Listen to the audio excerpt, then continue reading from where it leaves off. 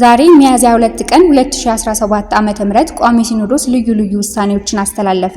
ፍጡር ቤዛ መሆን አይችልም። ይግባችሁ። ነይ እምዬ ማርያም ቤዛ ነሽ አሉ ለዓለም። እመቤታችን ቤዛ አይደላችም። ፍጡር ቤዛ መሆን አይችልም። ይግባችሁ። ፍጡር ቤዛ መሆን አይችልም። ይግባችሁ። ብፁዕ አቡነ ገብርኤል ማርያም ቤዛዊት ዓለም አትባልም በማለት ከቤተክርስቲያናችን የነገረ ማርያም አስተምህሮ ውጪ የሰጡት ሕጸጽ ያለበት ትምህርት በሊቃውንት ጉባኤ በኩል በሚገባ ተመርምሮና ተጣርቶ ከመፍትሄ ሐሳብ ጋር ለቋሚ ሲኖዶስ በአስቸኳይ እንዲቀርብ ብፁዕነታቸውም ጉዳዩ ተጣርቶ የመጨረሻ ውሳኔ እስኪያገኝ ድረስ በመንበረ ፓትርያርክ ጠቅላይ ቤተ ክህነት ጽሕፈት ቤት ግቢ ውስጥ በሚገኘው መኖሪያ ቤታቸው በታቅቦ እንዲቆዩ ወስኗል። ከአቡነ ገብርኤል በተጨማሪ የአቡነ ፊልጶስና የአቡነ በርናባስ ጉዳይም ተካቶበታል። አብራችሁን ቆዩ።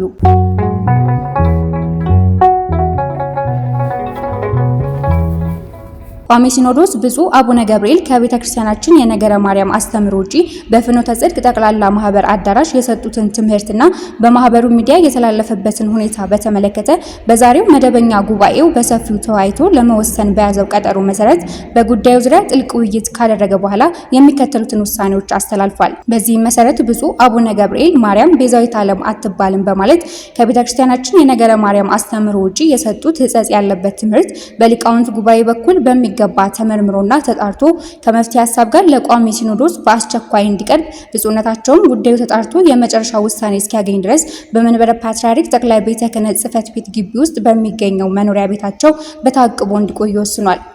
ቤዛዊት ዓለም ብለን በሰዓታቱ በሌላው መጻሕፍት በቅዳሴዋ በውዳሴዋ እየጻፍን እየተረጎምን እያስተማርን እንገኛለን። እኔ በግሌ ስለሷ ብዙ ሰብኬያለሁ። ስለሷ ወላዲተ አምላክነት በተለይም ንጻ ጠባይ ያላደፈባት ነውር ነቀፋ የሌለባት ኃጣዊ ያላገኛት እግዚአብሔር በንጽህና በቅድስና ከዓለም አልቆ የፈጠራት ከሁሉም አልቆ የፈጠራት አቻና ወደር የሌለባት እንደሆነች ብዙ ጊዜ በሰፊው ትምህርት ሰጥቼበታለሁ። መጽሐፍም ጽፌያለሁ። ያንን መከታተል ይቻላል። ፍጡር ቤዛ መሆን አይችልም። ይግባችሁ። ነይ እምዬ ማርያም ቤዛ ነሽ አሉ ለዓለም። እመቤታችን ቤዛ አይደላችም። ኢየሱስ ክርስቶስ አስታራቂያችን ነው። አስታራቂ ነው። ከሱ ውጪ አስታራቂ የለም። ከራሱ ያስታረቀን፣ ከአባቱ ያስታረቀን፣ ከመንፈስ ቅዱስ ያስታረቀን ጌታችን አምላካችን መድኃኒታችን ኢየሱስ ክርስቶስ በቆላስይስ 1:20 ላይ እንደተጻፈው በመስቀል ላይ ባፈሰሰ ደሙ ዛሬ ለዘላለሙ ፍጹም እርቅን አደረገ። የኢየሱስ ክርስቶስ ደሙ አስታራቂ ነው።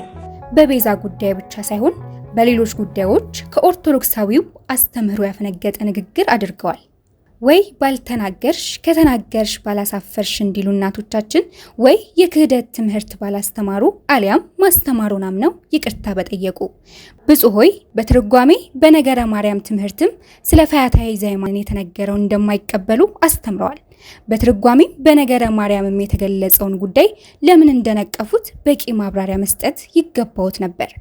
ነይ እምዬ ማርያም ቤዛ ነሽ አሉ ለዓለም ብለን ስንዘምር የእርሷ ቤዛነት የክርስቶስን ቤዛነት የሚተካ ነው ወይም የሚተካከል ነው ብለን እንዳልሆነ ሳይረዱ ወደ መተቸት ሄዱ አባታችን። እርሷን ቤዛ ስንላት እግዚአብሔር በሰጣት ጸጋ በጸጋ ቤዛ ሔዋን ወይም ቤዛ ኃጥአን በመሆኗ ነው። ከእግዚአብሔር በተሰጣት የምልጃ ጸጋ ሰውን የምታስምር ስለሆነ ቤዛዊተ ኩሉ ዓለም እንላታለን። ይህንን ሳይረዱ ተሐድሶዎች ቤተክርስቲያን የማትለውን እንደምትል አስመስለው እንደሚከሱ እርሱም ደገሙት። በተያያዘ ዜና ብፁዕ አቡነ ፊልጶስ የደቡብ ኦሞና አሪ ዞኖች ሀገረ ስብከት ሊቀ ጳጳስ የቅድስት ሥላሴ መንፈሳዊ ዩኒቨርሲቲ ፕሬዝዳንት ያስተላለፏቸው የስህተት ትምህርቶች ይጣሩ ሲል ቋሚ ሲኖዶስ ለሊቃውንት ጉባኤ አሳሰበ። ሌላኛው ደግሞ ብፁዕ አቡነ በርናባስ የደቡብ ካሊፎርኒያ ሀገረ ስብከት ሊቀ ጳጳስ ያስተላለፏቸው የስህተት ትምህርቶችና በሌሎችም መምህራን የተላለፉ ነቀፋ ያለባቸው ትምህርቶች ካሉ የሊቃውንት ጉባኤ ከቤተ ክርስቲያኒቱ አስተምህሮ አንጻር በሚገባ መርምሮና አጣርቶ ከመፍትሄ የመፍትሄ ሐሳብ ጭምር በአጭር ጊዜ ውስጥ ለቋሚ ሲኖዶስ እንዲያቀርብ ውሳኔ ተላልፏል። ከዚህ በተጨማሪ ፍኖተ ጽድቅ ጠቅላላ ማህበር በተለያዩ ጊዜያት ከቅድስት ቤተክርስቲያናችን አስተምህሮ ውጪ በሚዲያው ያስተላለፈው የስተት ትምህርት የቤተክርስቲያናችንን አባቶች ሊቃውንቱንና መላው ህዝበ ክርስቲያኑን ያሳዘነ በመሆኑ በማህበራት ምዝገባ ክትትልና ቁጥጥር መምሪያ በኩል ጊዜያዊ የእገዳ ደብዳቤ እንዲደርሰውና በመምሪያው በኩል አስፈላጊው ጥብቅ ክትትል እንዲደረጉ ነው በጉዳዩ ላይ የመጨረሻ ውሳኔ መስጠት ይቻል ዘንድ 5 አባላት ያሉት ኮሚቴ እንዲቋቋም አድርጓል። በዚህም መሰረት ቋሚ ሲኖዶስ ያቋቋማቸው አጣሪ ልኡካን አጠቃላይ የማህበሩን ሁለንተናዊ እንቅስቃሴና በሚዲያው ያስተላለፋቸውን የስተት ትምህርቶች በተመለከተ ከጠቅላይ ቤተ ክህነት ጽሕፈት ቤትና ከማህበራት ምዝገባ ቁጥጥርና ክትትል መምሪያ ጋር በመነጋገር